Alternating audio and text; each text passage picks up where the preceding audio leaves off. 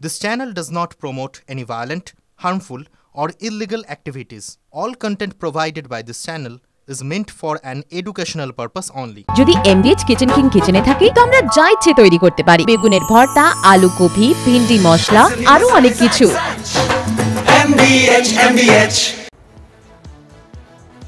নমস্কার, দেখছেন টিভি 9 বাংলা। আপনাদের সঙ্গে রয়েছি আমি সম্প্রীতি। আর শুরু করছি হটস্পট। আজকের হটস্পটে কি কি বিষয় আমরা দেখাবো আপনাদের বিস্তারিত আসুন দেখাই। প্রথমে আজকের হটস্পটে থাকছে এসআইআর এ অনার কমিশন। আপনারা জানেন জাতীয় নির্বাচন কমিশন আজকে সাংবাদিক বৈঠক করেন এবং সেই সাংবাদিক বৈঠকে বিরোধীদের এই যে অভিযোগ, সেই অভিযোগকে রীতিমতো চ্যালেঞ্জ জানিয়েছে জাতীয় নির্বাচন কমিশন। জাতীয় নির্বাচন কমিশনের বক্তব্য কি তুলে ধরবো আপনাদের সামনে। এরপর আসি বাংলায় সময় হলে এসআইআর।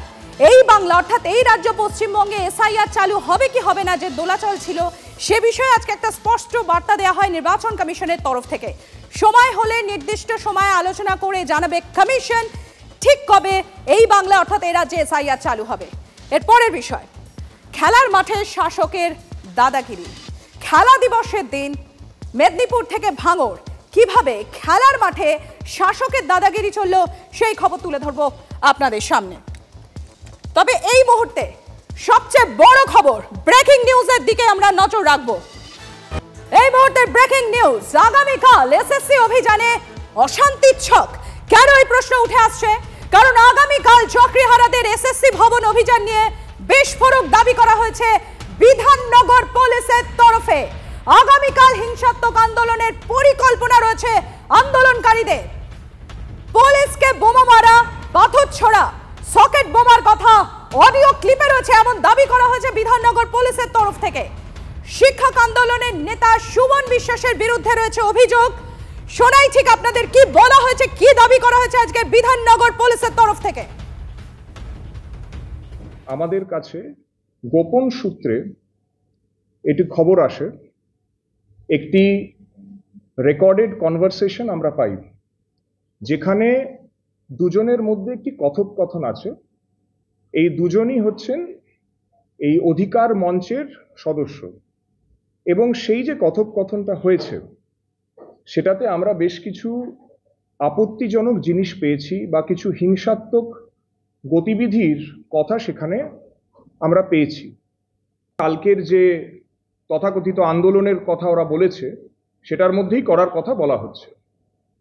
এখানে আপনারা শুনে থাকবেন যে বলা হয়েছে যে আমরা পাথর নিয়ে যাব, শুধু পাথর নয় পেট্রোল নিয়ে যাব, পুলিশকে বোম মারব, শুধু পুলিশ নয় আরও সরকারি কর্মচারী তাদেরকে আমরা মারব, শুধু সেটাই নয় গায়ে আগুন লাগিয়ে দেব বা জ্বালিয়ে দেব, এইসব কথা বলা হয়েছে। আপনারা জানেন যে একটা পরীক্ষা হতে চলেছে, সেই আসন্ন কেন্দ্রগুলোতে সকেট বম মারার কথা কিন্তু এই কথোপকথনে উল্লেখ আছে। যেহেতু এরকম একটা ইনফরমেশন আমরা পেয়েছি, তার ভিত্তিতে আমরা একটা কেস রুজু করেছি এবং কেসের তদন্ত শুরু হয়েছে। যে দুজন এই কথোপকথন বলছে তাদেরকে প্রাথমিকভাবে আমরা চিহ্নিত করতে পেরেছি এবং তাদের বিরুদ্ধে যা আইন অনুসার ব্যবস্থা সেটা নেওয়ার প্রক্রিয়া আমরা শুরু করে দিয়েছি।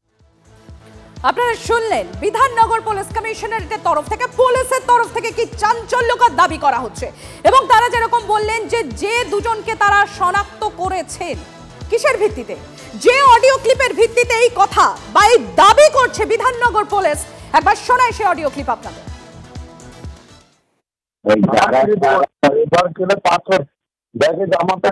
সত্যি বলছি আমার যেটা করবা একটা করে ব্যক্তি সব তালা তুলে নিয়ে যান, বড় বড় সারা পুলিশ মারতে আসলে ওর মাথায় একটা ব্যাগ করে দিব, ওখানে নিয়ে চলবো না। মার্শালাকে বলবো তো একবার মেরেই দেবো একটা, বুঝলো তো? মার্শালাকে মারলে গোটা কলকাতা চলবে, বুঝলো তো? যে এরকম পুলিশ করবে গোটা কলকাতা চলবে। হ্যাঁ, যে এরকম সবাই মারতে লাগবে, সবাই মারতে লাগবে, সবাই যাবো আর সবাই কঠিন মার দেবো মুখে ভাই, কঠিন মার। আমি তো সবার আগে একবারে রক্ত করেছি আমার। পেট্রোল পাচ্ছেন না, পেট্রোলও তালা বোতলে করে করে নিয়ে যেতে হবে। 500 বোতল করে পেট্রোল নিয়ে, পেট্রোল আর দেশলাই বা লাইটার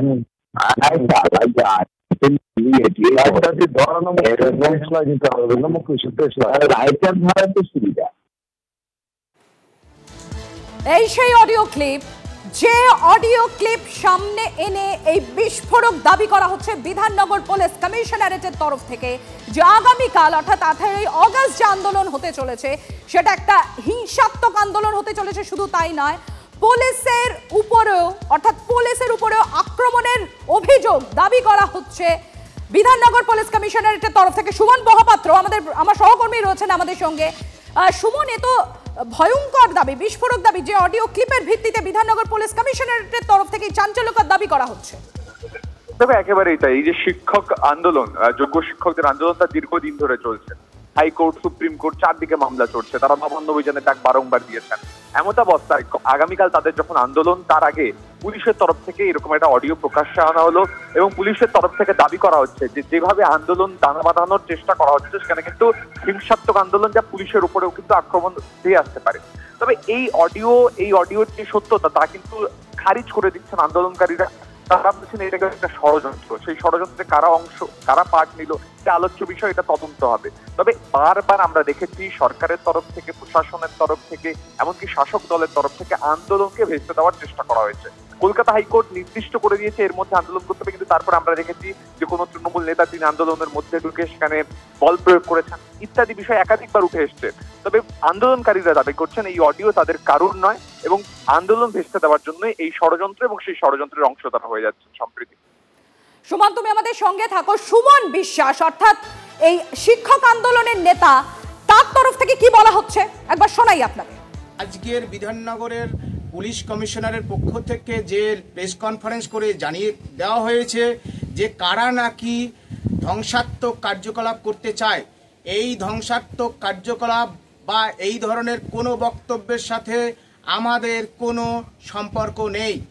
আমরা এযাবৎকালীন আমাদের নিজের মেধায় পাওয়া, চুরি হয়ে যাওয়া চাকরি ফেরানোর যে লড়াই লড়েছি, কোথাও কোনো ধ্বংসাত্মক কার্যকলাপের সাথে আমি বা আমরা কোনোভাবেই যুক্ত নেই। সুতরাং আমরা কখনোই আইনকে হাতে তুলে নিতে চাইনি, কোনোদিন চাইবো না। আগামীকালের এসএসসি অভিযান হবে, আমরা পুলিশ প্রশাসনের সহযোগিতা নিয়েই সেই অভিযান আমরা সুসম্পন্ন করব। সুতরাং শেষ সময়ে পুলিশ প্রশাসন ভয় পেয়ে আমাদের আন্দোলনকে ভেঙে চুরে তুবড়ে দেওয়ার জন্য এই পরিকল্পনা করছে কিনা সেটা সময় বলবে। আমরা আইনটা মেনেই যাব, তারা যেন ব্যবস্থা করেন, অন্যথায় আমরা সমস্ত রকম পরিস্থিতি মোকাবিলা করার জন্য আমরা প্রস্তুত থাকব। বিধাননগর পুলিশের অভিযোগ যাদের বিরুদ্ধে, তার মধ্যে অন্যতম এই সুমন বিশ্বাস, শিক্ষক আন্দোলনের নেতা, তিনি তো পুরো অভিযোগটাই মিথ্যে বলে দাবি করলেন। আমরা ইতিমধ্যে টেলিফোনে যোগাযোগ করতে পেরেছি তৃণমূল কংগ্রেসের রাজ্য সহ সভাপতি জয়প্রকাশ মজুমদারের সঙ্গে।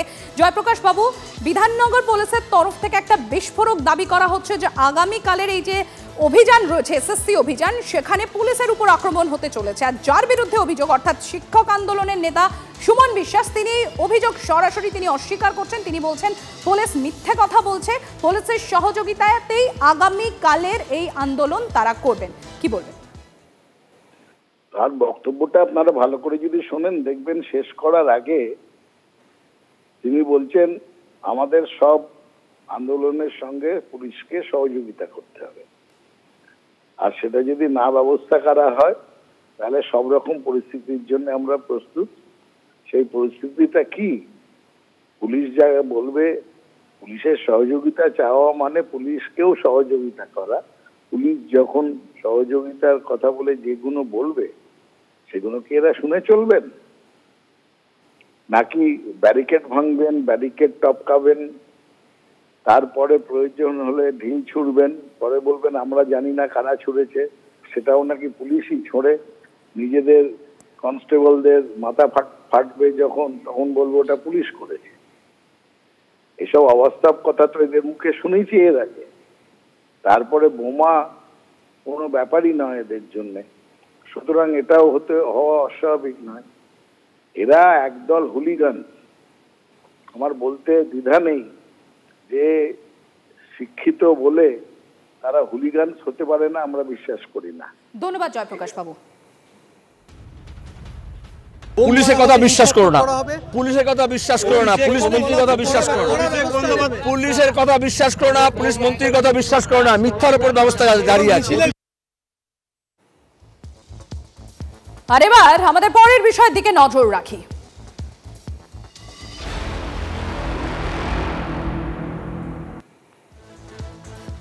এসআইআর অনার কমিশন অর্থাৎ ভোট চুরির অভিযোগ বিরোধীদের পাল্টা চ্যালেঞ্জ করা হলো জাতীয় নির্বাচন কমিশনের তরফে। ভোট চুরি করতে এসআইআর বলে মিথ্যে অভিযোগ তুলে মানুষকে নাকি বিভ্রান্ত করার চেষ্টা হচ্ছে। কমিশনের ঘাড়ে বন্দুক রেখে রাজনীতি করা হচ্ছে। মিথ্যে অভিযোগে ভয় পায় না, নাম না করে রাহুল গান্ধীকে নিশানা জাতীয় নির্বাচন কমিশনের। শুনুন। 20 लाख से भी अधिक प्रत्याशियों के पोलिंग एजेंट्स चुनाव के लिए कार्य करते हैं। इतने सारे लोगों के समक्ष इतनी पारदर्शी प्रक्रिया में क्या कोई भी मतदाता वोट की चोरी कर सकता है? कुछ मतदाताओं द्वारा दोहरे मतदान के आरोप लगाए गए। सबूत मांगने पर जवाब नहीं मिला। ऐसे मिथ्या आरोपों से न तो चुनाव आयोग डरता है और न ही कोई मतदाता। जब चुनाव आयोग के कंधे पर बंदूक रखकर भारत के मतदाताओं को निशाना बनाकर राजनीति की जा रही हो, तो आज चुनाव आयोग सबको स्पष्ट करना चाहता है कि चुनाव आयोग निडरता के साथ सभी गरीब, अमीर, बुजुर्ग, महिला, युवा सहित सभी वर्गों और सभी धर्मों के मतदाताओं के साथ बिना किसी भेदभाव के चट्टान की तरह खड़ा था, खड़ा है और खड़ा रहेगा। जस्ट बिफोर 1 ईयर, 1 साल पहले 26 में इसी वोटर लिस्ट पे जीत के मोदी जी प्रधानमंत्री बने, तो पहले वो रेजिग्नेशन दे दे। ये बात हम दिल्ली में भी बोले थे पार्लियामेंट के सामने कि वो रेजिग्नेशन दे दे, तो बिहार और बांग्ला का असेंबली इलेक्शन और पूरा देश की पार्लियामेंट इलेक्शन एक साथ बनेगा एसआईआर के बाद। ये चैलेंज इलेक्शन कमीशन अगर लेना चाहे तो कोई प्रॉब्लम नहीं कि आधार कार्ड की मान्यता देते हुए ये जो एसआईआर वाले जो इशू इलेक्शन कमीशन बनाने का कोशिश कर रहे थे, शायद वो नहीं कर पाएंगे। हम गुजारिश करेंगे जैसे वो बोले हैं ऐसे स्वशासित संस्था की तरह कॉन्स्टिट्यूशनली वो बिहेव करे तो बहुत बढ़िया। বিহারে তো লোকে দেখেছে, সুপ্রিম কোর্ট তো কানমলা দিয়েছে, তাহলে সুপ্রিম কোর্ট বিভ্রান্ত কেন? বললো আধার পরিচয় মানা যাবে না, এখন কেন মানছে? আর যে কেন বললো যে লিস্টটা টাঙিয়ে দাও? ট্রান্সপারেন্সি থাকা উচিত। তো তুমি যাই করো আইন মোতাবেক করবে। এই যে বাংলাভাষী মানেই হচ্ছে তাড়ি দেওয়া হবে, আরে তো একটা দেশে আইন আছে, তো আইনের শাসন থাকবে। তো আজকে আইনের শাসনই প্রশ্ন মুখে সম্মুখীন হয়েছে। আর এই এসআইআর কে সামনে রেখে ভোট চুরির অভিযোগে সরব বিরোধীরা। বিহারে ভোটাধিকার যাত্রা শুরু করলেন রাহুল গান্ধী এবং তেজস্বী যাদব। 16 দিনে প্রায় 1300 কিলোমিটার যাত্রা শেষ হবে আগামী 1 সেপ্টেম্বর। আর সেই সভায় মমতা বন্দ্যোপাধ্যায় এবং অভিষেক বন্দ্যোপাধ্যায়কেও আমন্ত্রণ জানিয়েছেন রাহুল গান্ধী। বিহারে এসআইআর খসড়া তালিকায় 65 লক্ষ নাম বাদ দিয়েছে জাতীয় নির্বাচন কমিশন। বাদ যাওয়ার কারণ সহ নামের তালিকা প্রকাশের নির্দেশ দিয়েছে সুপ্রিম কোর্ট। कि लोकसभा चुनाव के बाद इलेक्शन कमीशन ने महाराष्ट्र में जादू से 1 करोड़ नए वोटर पैदा कर दिए। लोकसभा में और विधानसभा में 1 करोड़ वोटरों का फर्क था। और भाई और बहनों, जहां भी ये नए वोटर आए वहां पर बीजेपी का गठबंधन जीता। हमारा एक वोट कम नहीं हुआ। हमारे गठबंधन को जितने वोट लोकसभा में मिले उतने ही वोट हमें विधानसभा में मिले। बीजेपी को सारे के सारे नए वोटरों के वोट मिले और वो चुनाव जीते। हमने शिकायत की, इलेक्शन कमीशन से कहा, उनको कहा हमें वीडियोग्राफी दिखाओ, इलेक्शन कमीशन ने मना कर दिया। দেখুন, ভারত জোড়ো যাত্রার পরে নরেন্দ্র মোদী তৃতীয়বারের জন্য ভারতবর্ষের প্রধানমন্ত্রী হয়েছেন। তো রাহুল তেজস্বী আবার এক বিহার যাত্রা করতে পারেন, তাতে ভারতীয় জনতা পার্টির সরকার আগামী নভেম্বর ডিসেম্বরে বিহারে প্রতিষ্ঠা পাবে, এই নিয়ে কোনো সন্দেহ নেই। কিন্তু যে কারণে তারা যাত্রাটি করছেন, ভোটার লিস্টের গোলমাল, যে 65 লক্ষ নাম বাদ গেছে সুপ্রিম কোর্টের নির্দেশে, ভারতের নির্বাচন কমিশন এখন সার্চেবল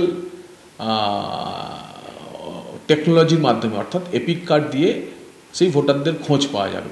আমার মনে হয় যাত্রার বদলে তারা বাড়িতে বসে এখন এই 65 লক্ষের মধ্যে কতজন বৈধ ভোটার আছে সেই কাজটা করুন। তাহলে সুপ্রিম কোর্টে বা বাকি অন্য জায়গায় যে লড়াইটা করছিলেন তার একটা প্রামাণিকতা বা প্রামাণ্যতা প্রমাণ পাবে।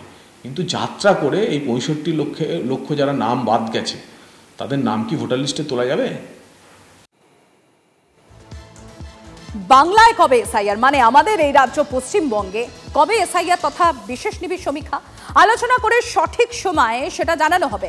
সাংবাদিক বৈঠকেই আজকে জানিয়েছে জাতীয় নির্বাচন কমিশন, ভারতের নাগরিকরাই সাংসদ বিধায়ক পদে লড়তে পারবে, কোনো বাংলাদেশি বা নেপালি সাংসদ বিধায়ক পদে লড়তে পারবেন না। সেই বার্তাও আরো একবার স্পষ্ট করে দিয়েছে জাতীয় নির্বাচন কমিশন। শুনুন। जहां तक वेस्ट बंगाल के एसआईआर की तारीख की बात है, हम तीनों कमिश्नर्स एक उचित समय देखकर उसका निर्णय लेंगे कि कब वेस्ट बंगाल में होना है या देश के अन्य राज्यों में कब होना है। उसकी तारीखों का ऐलान आने वाले समय में उचित समय पर किया जाएगा। एक सवाल यह था कि कितने नेपालीज हैं और कितने बांग्लादेशीज।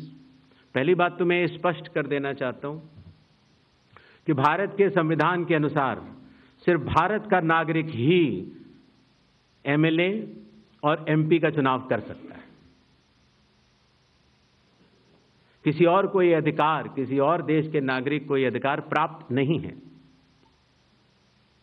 अगर ऐसे लोगों ने इन्यूमरेशन फॉर्म भरा है तो एसआईआर की प्रक्रिया में अपनी पात्रता सिद्ध करने के लिए कुछ दस्तावेज भी मांगे गए, जिनकी गहन जांच 30 सितंबर तक होनी है। और ऐसे केस में जो ऐसे लोग हैं जो कि हमारे देश के नहीं हैं, गहन जांच के दौरान वो पाए जाएंगे और निश्चित तौर से उनका वोट नहीं बनेगा। ইলেকশন কমিশন তো পরিষ্কার করে বোঝাই যাচ্ছে যে দে বিকেম দ্য অ্যাকচুয়ালি কেন্দ্রীয় সরকারের হাতের পুতুল হয়ে গেছে। রাজ্যপাল যেমন হয়েছে, কখনো কখনো দেখতে পাচ্ছি আমরা বিচার ব্যবস্থাও দায়ী হয়ে যাচ্ছে। যাই হোক, যেটাই হোক না কেন, যে কথা বলেছেন মমতা বন্দ্যোপাধ্যায়, আমি সেই কথাই বলবো, কারণ দলের নেত্রী যা বলেছেন সেটাই আমরা বলতে চাই যে আমরা আমাদের রাজ্যে একজনও বৈধ ভোটারকে বাদ দিতে দেবো না। মেদিনীপুরের পর ভাঙড় ফের খেলার মাঠে তৃণমূল নেতার দাদাগিরি খেলা হবে দিবসে। স্কুলের খেলায় শিক্ষককে বেধড়ক মারধরের অভিযোগ তৃণমূল নেতার বিরুদ্ধে। কাঠগড়ায় শওকত মোল্লা ঘনিষ্ঠ তৃণমূল নেতা খায়রুল ইসলাম। ফাইনালেই উঠেছে, ফাইনালে খেলাটা হচ্ছিল, মারধর করেছে আমাকে আর একজন শিক্ষককে মেরেছে এবং ছাত্রদের প্রচণ্ড মানে বিভৎস ভাষায় গালিগালাজ করেছে এবং এদেরকে মার্ডার করার, উল্টোপাল্টা করার হুমকি ধমকিও দিয়েছে। যাই হোক, আমাদের কেসটা লিখলেন না এবং আমাদের ডায়েরি নাম্বারও দিলেন না। আমি বললাম, স্যার আপনার কাছে যে জমা দিয়েছি তার প্রমাণস্বরূপ আমাকে কিছু দিন, আমাকে কিচ্ছু দিলেন না।